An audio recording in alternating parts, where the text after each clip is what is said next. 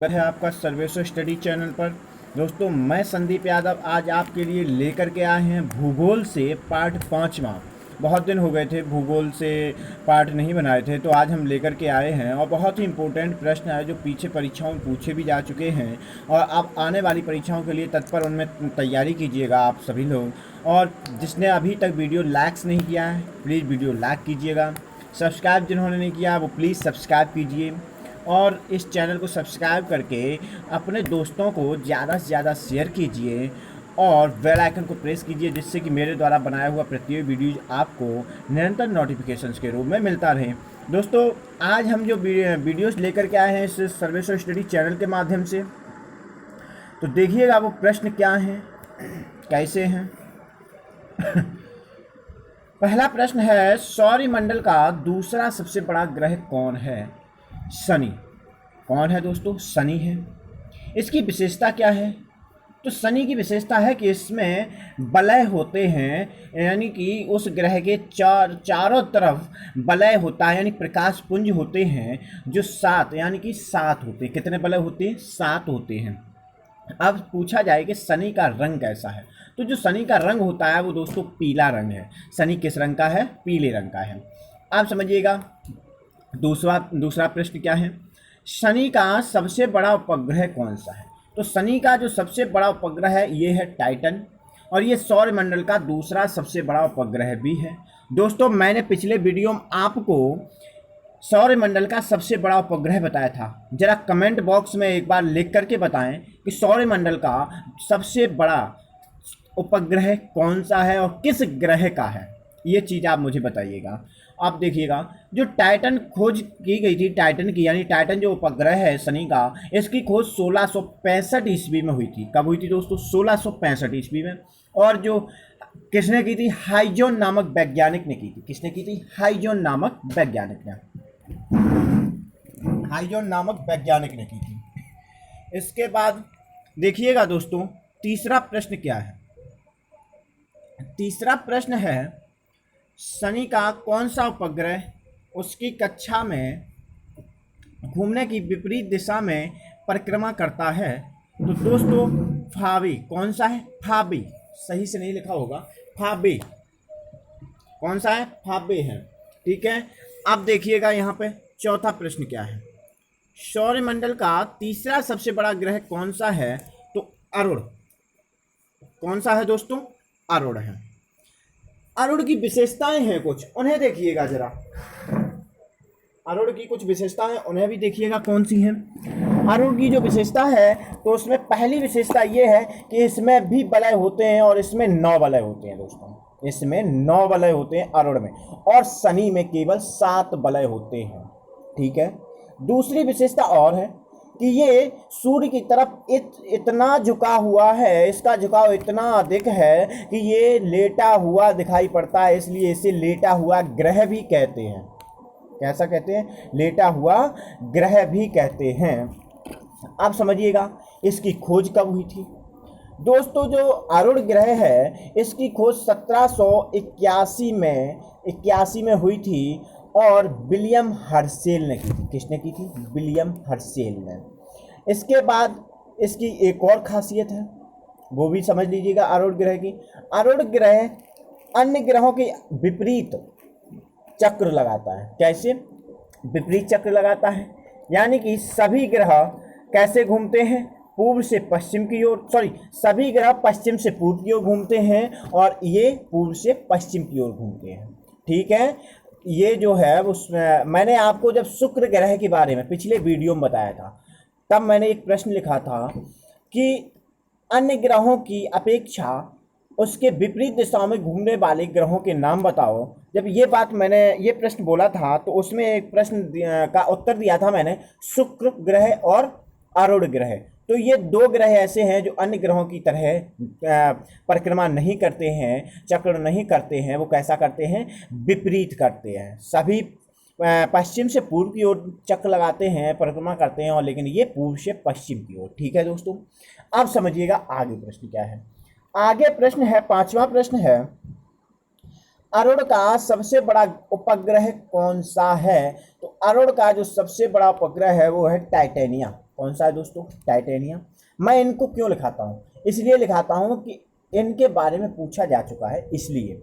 अगर पूछा नहीं गया होता तो हम बहुत कम लिखाते, अगर कोई अच्छा लगता तो लिखाते, नहीं तो हम तो वही क्वेश्चन से कराते हैं जो पूछे जा चुके हैं। इसलिए प्लीज़ आप सभी लोग वीडियोस को लाइक कीजिएगा, जिन्होंने लाइक नहीं किया है, जिन्होंने अभी तक सब्सक्राइब नहीं किया है प्लीज़ सब्सक्राइब भी कीजिएगा, और इस चैनल को अधिक से अधिक अपने दोस्तों को जिन्होंने शेयर नहीं किया है बार बार शेयर करते रहिएगा, और बेल आइकन को प्रेस भी कीजिएगा।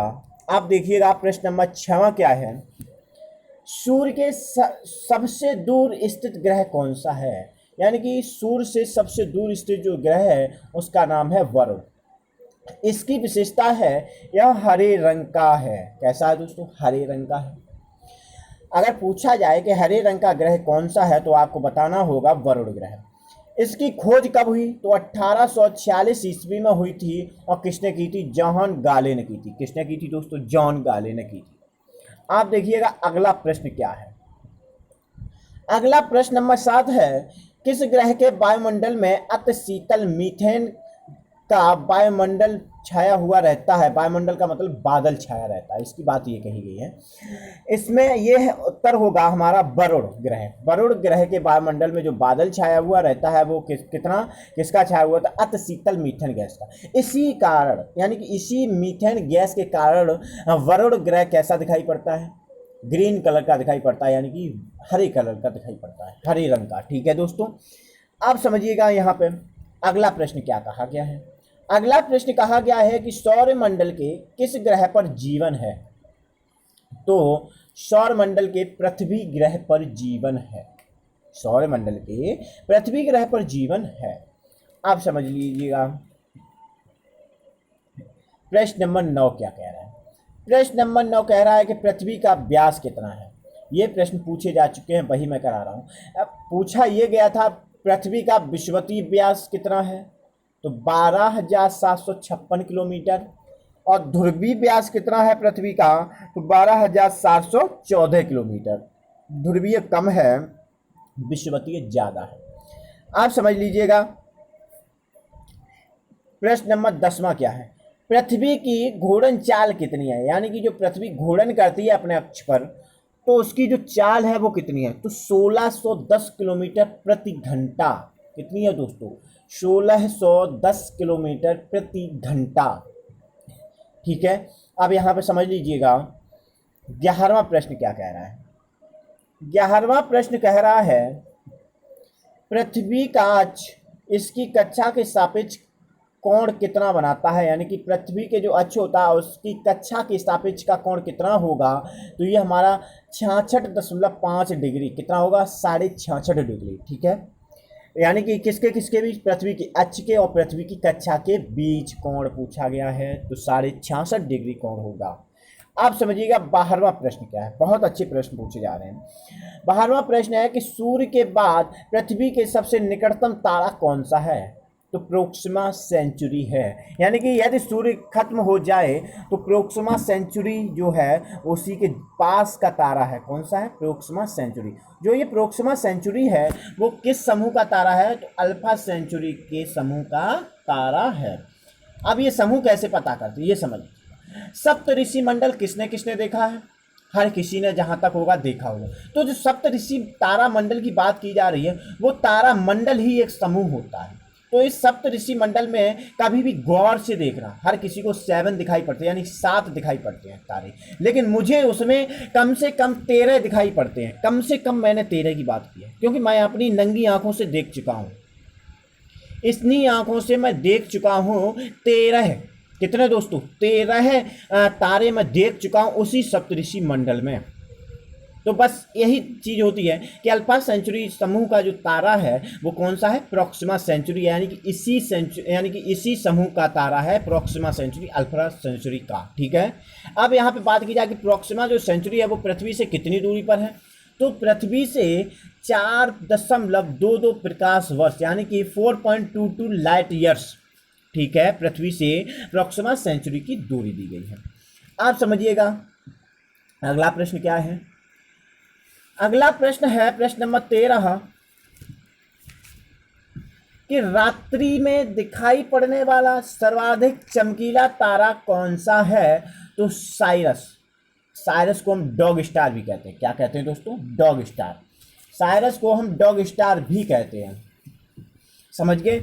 अब यहाँ पे समझ लीजिएगा, जो साइरस है यानी डॉग स्टार जो तारा है, ये सर्वाधिक चमकीला तारा है जो पृथ्वी से दिखाई भी पड़ता है, और ये इसकी दूरी जो होगी पृथ्वी से वो 9 प्रकाश वर्ष यानी कि 9 लाइट ईयर्स है, 9 प्रकाश वर्ष। और जो प्रॉक्सिमा सेंचुरी है उसकी 4.22 लाइट ईयर्स यानी कि 4.22 प्रकाश वर्ष। ठीक है, अब समझिएगा 14वां प्रश्न क्या कह रहा है। अगले प्रश्न पर देखिएगा, सेलेनोलॉजी में किसका अध्ययन किया जाता है? तो आपको उत्तर देना होगा चंद्रमा की सतह और उसकी आंतरिक स्थिति का। किसका? चंद्रमा की सतह और उसकी आंतरिक स्थिति का। हो सकता है आपको प्रश्न में ये पूछ सकता है, हो सकता है आपको दोस्तों प्रश्न में ये पूछ सकता है कि सेलेनोलॉजी में किसका अध्ययन किया जाता है? तो ऑप्शंस दिए जाएंगे, चंद्रमा की सतह का, पृथ्वी की सतह का, सूर्य की सतह का और मंगल की सतह का। हो सकता है इसमें आंतरिक स्थितियों के बारे में भी पूछते। तो आपका आंसर जो होगा वो होगा चंद्रमा की सतह का और उसकी आंतरिक स्थिति का। अगर केवल चंद्रमा की सतह की बात कर रहा है तो केवल चंद्रमा की सतह होगा। अगर केवल उसकी आंतरिक स्थिति की बात कर रहा है तो उसकी आंतरिक स्थिति की होगी। अगर दोनों की बात कर रहा है तो दोस्तों दोनों ही होगा। मान लो अगर इसमें ऑप्शन ए में लिख दे कि चंद्रमा की सतह है, ऑप्शन बी में लिख दे उसकी आंतरिक स्थिति, ऑप्शन सी में लिख दे ये दोनों, ऑप्शन डी में लिख दे ये इनमें से कोई नहीं, तो आपका आंसर होगा ऑप्शन सी, चंद्रमा की सतह और उसकी आंतरिक स्थिति ये दोनों। ठीक है, आप समझिएगा। प्रश्न नंबर 15वां क्या कह रहा है? प्रश्न नंबर 15वां कह रहा है, चंद्रमा पर धूल के मैदान को क्या कहते हैं? जो चंद्रमा पर धूल का मैदान होता है इसको हम दोस्तों शांति सागर कहते हैं। जैसे पृथ्वी पर भी धूल का सागर होता है, सॉरी धूल का मैदान होता है, तो इसको हम पृथ्वी के मैदान को तो मैदान ही कहते हैं। अब जहाँ पर धूल होती है अधिक से अधिक उसको हम रेगिस्तान भी नाम दे देते हैं। जहाँ पर सूखा ज़्यादा रहता है, जहाँ घास फूस पौधे पेड़ पौधे होते हैं उससे हरे मैदान के बारे में भी बोल देते हैं, इसी को हम कहते हैं। तो समझ गए। और समझिएगा जो चंद्रमा, अब इस पर प्रश्न पे आ जाइए 15वें प्रश्न में, जो चंद्रमा पर धूल का मैदान होता है इसको हम शांति सागर कहते हैं। ठीक है, आप समझिएगा यहाँ पे हम जो बात करें इंग्लिश के रूप में, मान लो इंग्लिश हिंदी में कहीं कहीं भूल जाते हो तो इंग्लिश की तरफ जब जाओगे, इंग्लिश में भी अगर क्वेश्चन हिंदी में कभी कभी ऐसा होता है कुछ हिंदी टफ मिल जाती है। कैसी? टफ मिल जाती है, जो हम लोगों की समझ में नहीं आती, क्योंकि विश्व में सबसे ज़्यादा टफ यदि होता है, सबसे ज़्यादा कठिन होती है तो संस्कृत होती है, उसके नंबर दूसरे पर आती है हमारी हिंदी। और सभी कुछ सब कुछ पूरे ब्रह्मांड का सरल है। विज्ञान बहुत सरल है, मैथ्स बहुत सरल है, इसके अलावा जो भी इंग्लिश हुई ये सभी सरल हैं, लेकिन संस्कृत और हिंदी सबसे कठिन है, ब्रह्मांड की सबसे कठिन, याद रखना। अब समझिएगा चंद्रमा पर जो धूल का मैदान है मैंने बताया आपको शांति सागर। अगर आपको शांति सागर के रूप में और भी कुछ दिख रहा है तो इसको हम इंग्लिश की तरफ देखेंगे तो इंग्लिश में लिखा होगा ट्रिक्विलिटी। ट्रिक्विलिटी मैं लिख रहा हूं यहाँ पर, ट्रिक्विलिटी, ट्रिक्विलिटी, समझ गए? ट्रिक्विलिटी ऑफ सी, समझ गए दोस्तों? ऑफ सी इसका अर्थ होता है शांति सागर। ठीक है, अब समझिएगा यहाँ पे आप प्रश्न नंबर उसी में देखिएगा, यहाँ पे कुछ और इम्पोर्टेंट बात कही गई है। जो शांति सागर होता है यानी कि जो चंद्रमा पर धूल के मैदान होता है ये कौन सा भाग होता है? तो यह चंद्रमा का पिछला भाग होता है जो अंधकारमय है। समझ गए? जो हमें दिखता है वो चंद्रमा का दक्षिणी ध्रुव है। कौन सा है? दक्षिणी ध्रुव है। ठीक है, और ये जो दक्षिणी ध्रुव है वो मैदानी भाग नहीं होता है। जो दक्षिणी ध्रुव है वो कैसा भाग नहीं होता है दोस्तों? मैदानी भाग नहीं है। वो कैसा भाग है? वो हिमालय, यानी कि जो हमारा हिमालय है यानी पर्वतीय भाग है, तो वहाँ पर चंद्रमा का पर्वतीय भाग होता है। जो दक्षिण का एरिया दिखता है वो हमारा क्या है, दक्षिणी अक्षांश जो होता है वहाँ का, वो हमारा क्या, यहाँ से जो दिखता है वो क्या होता है दोस्तों, अंधकारमय होता है। उसको हम पर्वतीय इलाका कह सकते हैं या पर्वतीय भाग कहते हैं। ठीक है, आप समझिएगा प्रश्न नंबर 16 क्या कहा गया है कि चंद्रमा का उच्चतम पर्वत कौन सा है। तो चंद्रमा का जो उच्चतम पर्वत है वो है लीबनिट्ज पर्वत। कौन सा दोस्तों, लीबनिट्ज पर्वत। इसकी जो ऊंचाई यदि फुट में पूछी जा रही है तो 35,000 फुट, और यदि मीटर में दी जा रही है तो 10,668 मीटर ऊंचा है। कौन पर्वत, लीबनिट्ज पर्वत। और ये कहाँ पर है, चंद्रमा पर है। अब समझिएगा, मैंने अभी कहा था चंद्रमा से हम कितना भाग देख सकते हैं वो अभी बताऊंगा, लेकिन यहाँ पे जो शांति सागर की बात मैंने 15वें प्रश्न में की थी, वो मैंने कहा था वो हिस्सा है जो हमें दिखाई नहीं देता, यानी कि अंधकारमय है, जो हमें दिखाई ही नहीं देता। इसके बाद जो मैंने कहा जो हमें दिखाई पड़ता है वो दक्षिणतम भाग दिखाई पड़ता है। मैंने कहा था जो दक्षिणतम भाग दिखाई पड़ता है वो कैसा भाग है, वो मैदानी भाग तो है नहीं, वो कैसा भाग है, पर्वतीय भाग है। तो ये पर्वतीय भागों पर ही तो पर्वत दिखाई पड़ेगा। तो जो हम यहाँ से पर्वत देखते हैं ना, चंद्रमा पर जो धब्बा दिखाई पड़ता है, लोग पुराणों के अनुसार कुछ कहानियाँ बनाते हैं, उस पर जो धब्बा लगा हुआ है वो महर्षि अगस्त्य ने दिया है, किसी ने दिया है, मतलब किसी ऋषि की बात करते हैं, हाँ गौतम ऋषि ने।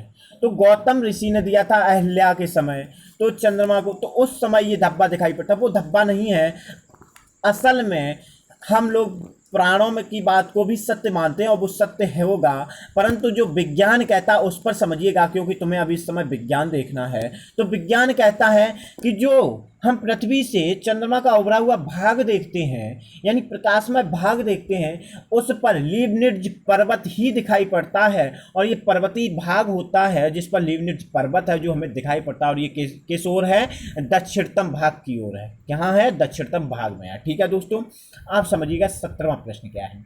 17वां प्रश्न है पृथ्वी से चंद्रमा का कितना भाग दिखाई पड़ता है। तो पृथ्वी से चंद्रमा का 57% भाग दिखाई पड़ता है, और ये जो 57% भाग है ये सागरीय भाग, और सागरीय भाग यानी कि वहाँ पर सागर जो होगा, जहाँ पर पानी होगा थोड़ा बहुत, तो उस सागरीय भाग को कहा जा रहा है सागरीय भाग। और पर्वतीय भाग 57% भाग में दिखाई पड़ता है। बचा हुआ जो 43 भाग है वो हमारा मैदानी क्षेत्र है, जो अंधकारमय है, जो मुझे दिखाई नहीं पड़ता है। समझ गए। अब इसके बारे में डिटेल किसी दिन, जिस दिन हम लाइव आएंगे, उस लाइव तभी आ पाऊंगा जब हमारे 1000 सब्सक्राइबर्स हो जाएंगे, तब मैं लाइव आऊँगा। तो लाइव लाने के लिए आप लोग प्लीज़ लाइक्स कीजिए, वीडियोज़ को शेयर कीजिए और सब्सक्राइब भी कीजिएगा, और व्यूज़ पूरा वीडियोज़ देखा करें, आधा ना छोड़ें। जब हम लाइव आएंगे तो आपको डिटेल्स पढ़ाएंगे। फिर आपसे मैं ये गारंटी कहता हूँ, आपका चाहे ग्रुप डी करा रही हो, ग्रुप सी कराए, ग्रुप बी कराए या ग्रुप ए कराए, प्रत्येक के प्री और मेन सभी क्वेश्चंस आप कर सकते हो, ऐसा पढ़ा दूंगा। प्लीज़ आप सभी लोग 1000 सब्सक्राइबर्स कीजिएगा, आप इस चैनल को अधिक से अधिक सब्सक्राइब कीजिएगा। आप समझिएगा अगला प्रश्न क्या है। 18वां प्रश्न कह रहा है कि जीवाश्म ग्रह किसे कहते हैं। तो जो जीवाश्म ग्रह है वो चंद्रमा को कहते हैं। किसे कहते हैं दोस्तों, चंद्रमा को कहते हैं। 19वां प्रश्न कहा गया है कि चंद्रमा का व्यास कितना है। तो दोस्तों जो चंद्रमा का व्यास है वो 3480 किलोमीटर है, यानी कि 3480 किलोमीटर। अब यहाँ पर दोस्तों बात पूछी जाए कि चंद्रमा का द्रव्यमान कितना है, तो जो चंद्रमा का द्रव्यमान है वो पृथ्वी का लगभग 180 है, 1/80 कह सकते हैं। कैसे, यानी कि पृथ्वी के यदि 81 टुकड़े हों उनमें से एक टुकड़ा कौन सा होगा, चंद्रमा कहलाएगा। सेम समझ गए। अब आप समझिएगा 20वां प्रश्न क्या है। 20वां प्रश्न कहा गया है चंद्रमास या साइनेडिक मास क्या है। ये प्रश्न पूछा जा चुका है, हो सकता है कभी भी पूछ ले, इसलिए इंपॉर्टेंट रखना है। जो चंद्रमास या साइनेटिक मास होता है इसके बारे में पूछता है, तो सूर्य के संदर्भ में चंद्रमा की परिक्रमा की अवधि जो होती है ना 29.53 दिन की, यानी कि इसको यदि सही भाषा में कहा जाए तो 29 दिन 12 घंटे 44 दिन जो यानी कि इतने समय में काम क्या होता है? चंद्रमा सूर्य का एक परिक्रमा पूर्ण करता है, यानी कि सूर्य की परिक्रमा जो करता है चंद्रमा, वो 29 दिन 12 घंटे 44 मिनट में करता है। ये हमारा क्या कहलाता है दोस्तों? चंद्रमास या साइनेडिक कहलाता है। ठीक है, 21वां प्रश्न देखिए क्या है। ज्वार उठने के लिए सौर्य एवं चंद्रमा की शक्तियों का क्या अनुपात है? आप समझिएगा, हमारी पृथ्वी पर ज्वार और भाटा दो आते हैं, ये तो पता है। जो ज्वार आता है वो सूर्य और चंद्रमा की मदद से आता है, ये भी क्लियर हो गया। अगर यहाँ पे बात की जाए कि सूर्य और चंद्रमा की जो शक्तियाँ होती थी उनमें अनुपात क्या है, तो 11:5 का अनुपात है। आप समझिएगा। 22वां प्रश्न क्या है? 22वां प्रश्न कहा गया है चंद्रमा की चट्टानों में सर्वाधिक क्या प्राप्त हुआ है? तो समझिएगा, कुछ वैज्ञानिक गए हुए थे चंद्रमा पर, वहां से कुछ मिट्टी लेकर के आए, कुछ चट्टाने काट करके लेके आए हथौड़ियों से, किसी से भी लाए हो, फिर उनके ऊपर डिपेंड करता है। तो जो चंद्रमा से चट्टाने आई हैं उनमें सबसे ज़्यादा कौन सा पदार्थ पाया गया है? तो टाइटेनियम पाया गया है। क्या पाया गया है दोस्तों? टाइटेनियम। ठीक है, टाइटेनियम। आप समझ लीजिएगा, टाइटैनिक नाम की मूवी किस किसने देखी है? जरा कमेंट बॉक्स में एक बार कमेंट करके बता देना, टाइटैनिक मूवी किस किसने देखी है। हॉलीवुड मूवी है पर अच्छी नहीं है, याद रखना, ज़्यादा देखने की चेष्टा ना करना। आज के लिए दोस्तों इतना ही, अब मिलेंगे कल। इससे पहले यदि आप सभी लोगों को प्लीज़ वीडियो लाइक्स ना किया हो तो प्लीज़ लाइक्स कीजिए। जिसने भी वीडियोज़ को शेयर ना किया हो अभी भी, तो प्लीज़ अपने दोस्तों को अधिक से अधिक शेयर करें, और चैनल को जिसने सब्सक्राइब नहीं किया उसे आप सभी लोग चैनल को सब्सक्राइब करें, बेल आइकन को प्रेस भी कीजिएगा, और इस सर्विस स्टडी चैनल के माध्यम से अपनी पढ़ाई कीजिएगा, बखूबी पढ़ाई अच्छे से। और मैं हर वीडियो के अंत में आप सबसे बोलता हूँ कि आप सभी लोग जिस तरह अपनी माँ से प्यार करते हैं उसी तरह इस भारत माँ से भी प्यार करो। जितना चाहते हो कि मैं अपनी माँ को अधिक से अधिक संपत्ति दूं, तो आपसे बारंबार मैं यही तो कह रहा हूँ, जब अपनी माँ को संपत्ति दे सकते हो तो इस भारत माँ के लिए भी तुम बहुत कुछ कर सकते हो। तो प्लीज़ आपसे बारंबार यही कहता हूँ कि भारत हमारी माँ है, और इस माँ के लिए दिल हमेशा लगा रहना चाहिए। केवल 15 अगस्त और 26 जनवरी को झंडा उठाने से ही हम भारतीय नहीं हो जाते। केवल 15 अगस्त और 26 जनवरी को झंडा उठाने से ही हम स्वतंत्रता सेनानी नहीं बन जाते, ना हम भारतीय बन जाते हैं, और ना ही हम देश हितैषी बन जाते हैं। देश हितैषी हम तब बनते हैं जब भारत की इकोनॉमी अच्छी बन जाए। देश हितैषी तब बनते हैं जब भारत में हो रहे कारनामों में हम अपना सहयोग दे सकें, तब हम देश हितैषी बनते हैं। तो 15 अगस्त और 26 जनवरी को यदि आप झंडारोहण नहीं कर पा रहे हैं किसी कारण, कोई बात नहीं, लेकिन भारत माँ के आन और मान और सम्मान पर आंच ना आ सके, इसलिए आपको अपने कर्तव्यों को करना होगा।